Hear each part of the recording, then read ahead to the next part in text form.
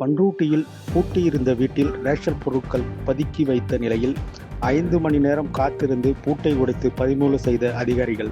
கடலூர் மாவட்டம் பண்ருட்டி நகரத்துக்குட்பட்ட அவுலியா நகர், அங்காளம்மன் கோவில் தெரு ஆகிய பகுதிகளில் ரேஷன் பொருட்கள் பொதுமக்களிடம் இருந்து வாங்கி அதனை குமரன் நகர் பகுதியில் வீட்டில் பதுக்கி கடத்துவதாக ரகசிய தகவல் கிடைத்தது.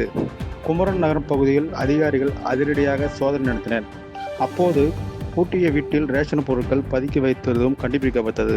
இந்த நிலையில் வீட்டை திறக்க யாரும் முன் வராததால் 5 மணி நேரம் காத்திருந்து மாவட்ட வட்ட வழங்கல் அலுவலர் குமாரராஜா, பண்ருட்டி வட்ட வழங்கல் அலுவலர் சிவகுமார் மற்றும் நுண்ணிலை பிரிவு பாண்டியன் கிராம அலுவலர்கள் தலைமையில் பூட்டை உடைத்து பார்த்தபோது அங்கு 1200 கிலோ ரேஷன் அரிசி மற்றும் 120 கிலோ கோதுமை ஆகியவை பதுக்கி வைத்தது கண்டுபிடிக்கப்பட்டது. அதனை கைப்பற்றி மாவட்ட உணவு பாதுகாப்புத்துறை அதிகாரிகளிடம் ஒப்படைத்தனர். பண்ருட்டி பகுதியில் பூட்டிய வீட்டில் ரேஷன் பொருட்கள் பதுக்கி வைத்த நிலையில் 5 மணி நேரம் காத்திருந்த அதிகாரிகள் பூட்டை உடைத்து ரேஷன் பொருட்கள் பறிமுதல் செய்த சம்பவம் அப்பகுதியில் பெரும் பரபரப்பை ஏற்படுத்தியுள்ளது.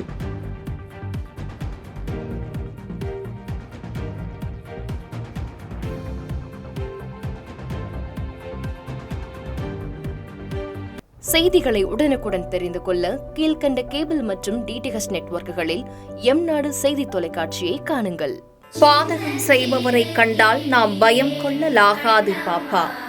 மோதி மிதித்துவிடு பாப்பா, அவர் முகத்தில் உமிழ்ந்துவிடு பாப்பா. அண்மை செய்திகளை உடனுக்குடன் தெரிந்து கொள்ள இணைந்திருங்கள் எம்நாடு தொலைக்காட்சியுடன்.